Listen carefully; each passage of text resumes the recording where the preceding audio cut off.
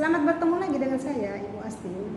Pada kesempatan kali ini saya akan membahas kuis 2 sesuai permintaan siswa saya. Nomor 1. Seutas tali dililitkan mengelilingi sebuah silinder bermassa 4 kg yang memiliki momen inersia 0,020 kg meter pangkat 2 seperti tampak pada gambar. Tali kemudian disentak ke belakang dengan gaya 20 Newton sehingga silinder menggelinding tanpa slip dari keadaan ideal. Pernyataan yang benar mengenai keadaan silinder adalah 1. Pusat massa silinder mengalami percepatan linier sebesar 6,7 meter per sekon pangkat 2. 2. Gaya yang bekerja pada silinder adalah 5 kali percepatan pusat massanya. 3. Besar gaya gesekan yang dialami silinder dengan permukaan bidang adalah 6,8 Newton. 4. Jika gesekan diabaikan, silinder akan dipercepat sebesar 5 meter per sekon pangkat 2 saat meluncur di atas bidang. Dan pernyataan yang kelima, kecepatan sudut silinder setelah 5 detik adalah 450 radian per sekon. Soal nomor 1 ini adalah tentang gerak menggelinding tanpa slip. Apa itu gerak menggelinding tanpa slip? Gerak menggelinding tanpa slip itu adalah gabungan antara gerak rotasi dan gerak translasi. Nah, kita lihat bersama-sama dulu mulai dari gerak translasi. Ini adalah gerak translasi atau bergeser.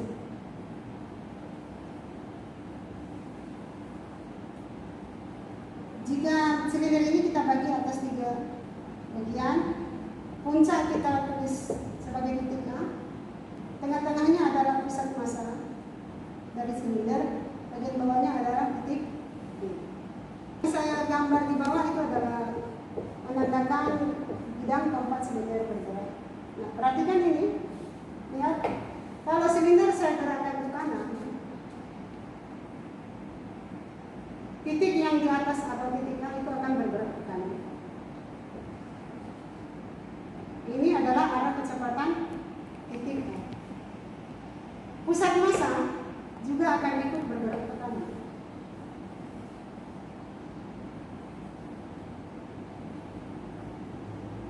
Titik B juga akan bergerak ke kanan.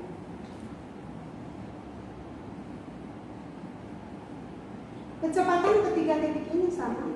Jika kita ambil PA-nya sama dengan P, maka kecepatan pusat massa juga sama dengan P. Kecepatan titik B juga akan sama dengan P. Sekarang kita lihat rotasi. Rotasi kita masih menggunakan silinder yang sama. Ini saya beri gaya di sebelah sini. Nah, jadi perhatikan kalau rotasi seperti ini, porosnya atau pusat massanya dalam keadaan begini.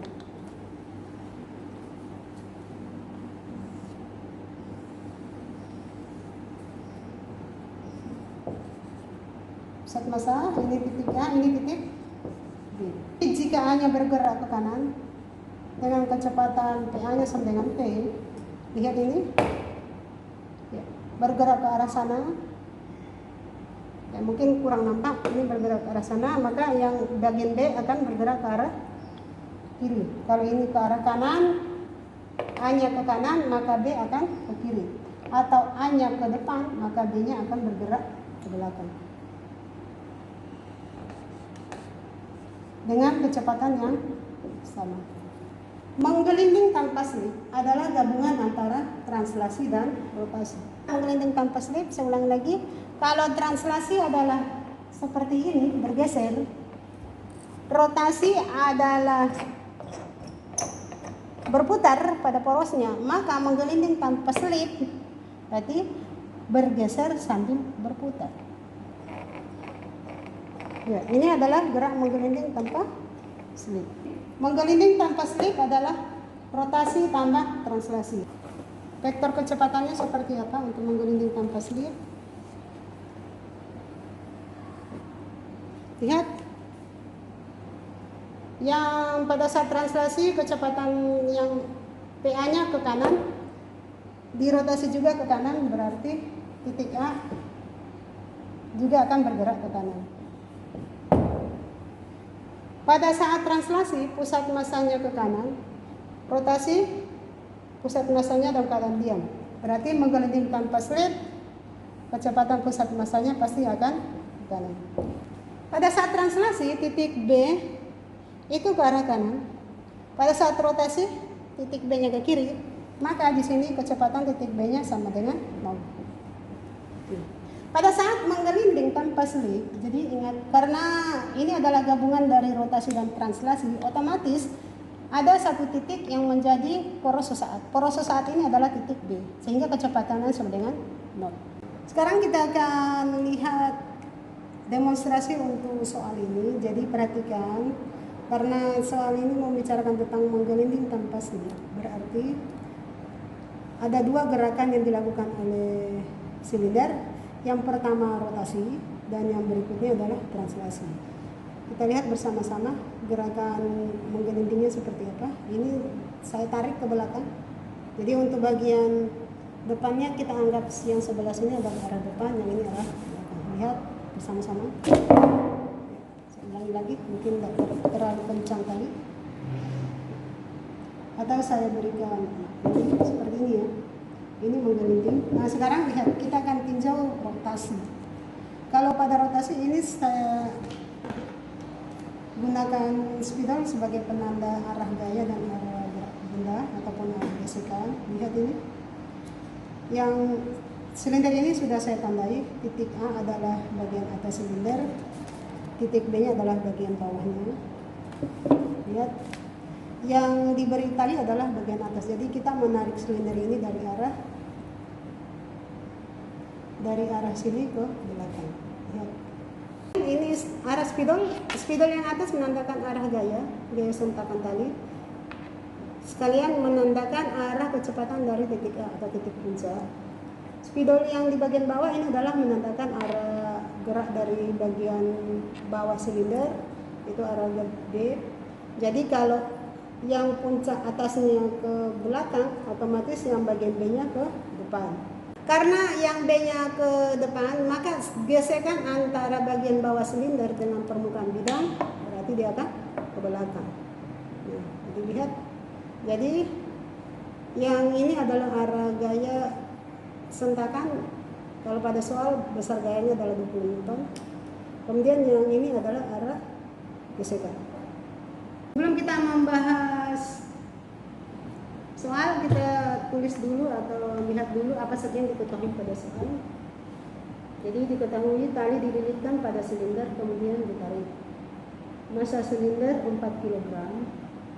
Momen inersia silindernya 0,020 kg meter pangkat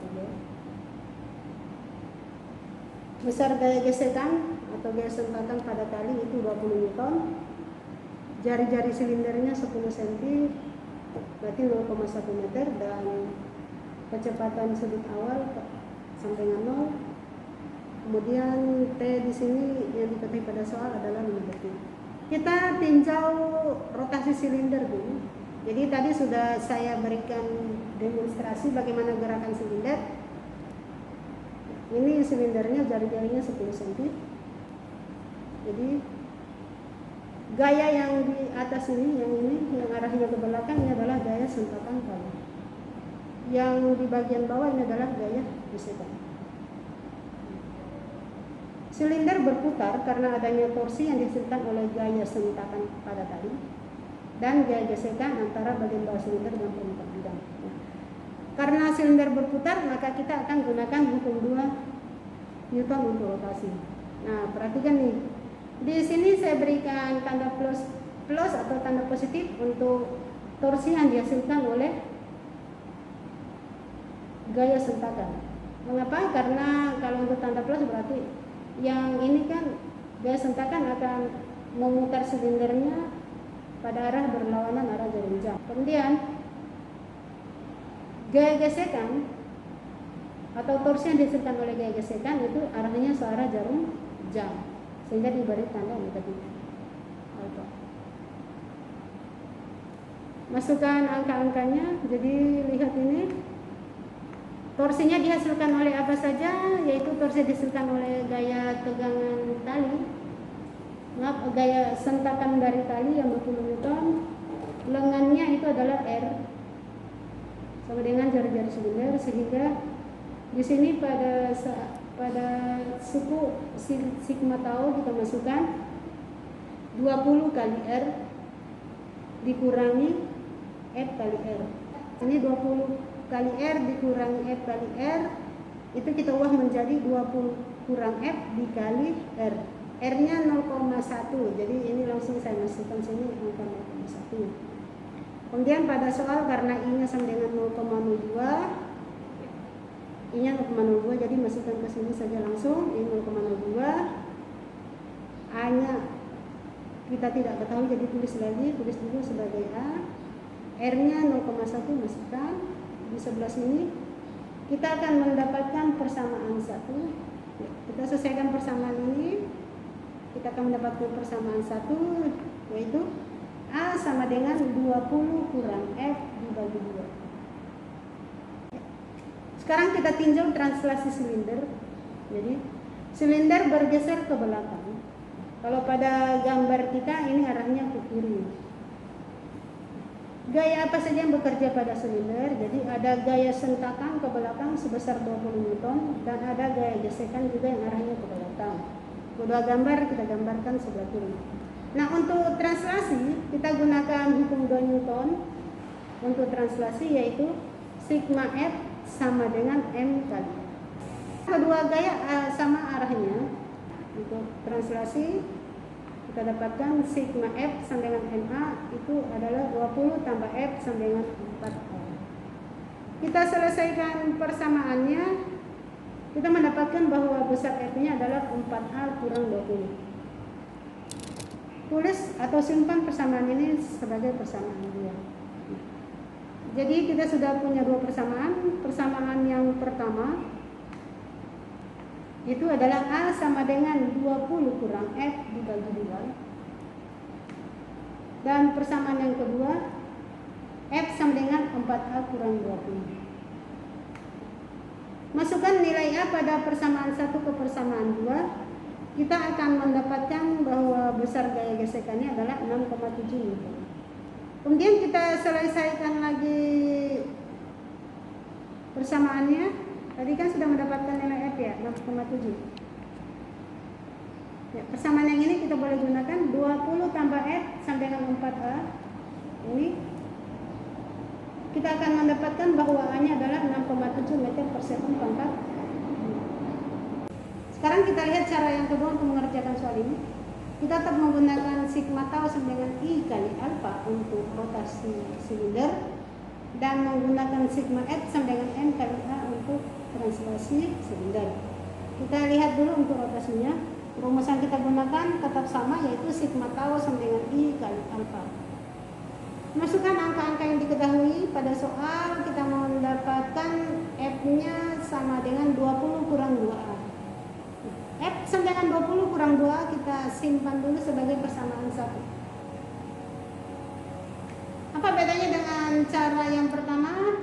Di cara yang pertama yang kita simpan sebagai persamaan 1 adalah A sama dengan 20 kurang F per 2. Hampir sama sebenarnya ya. Cuma kalau di sini pada cara pertama yang kita tuliskan adalah A sama dengan 20 kurang F per 2.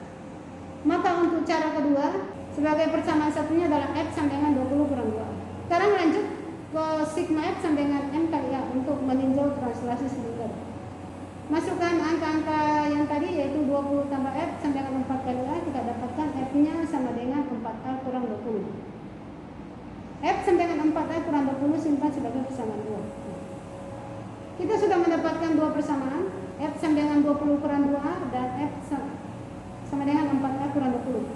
Kedua persamaan ini ruas kirinya sama. Jadi kita bisa substitusikan nilai F pada persamaan 1 ke persamaan 2. Masukkan angka-angka yang diketahui dalam soal.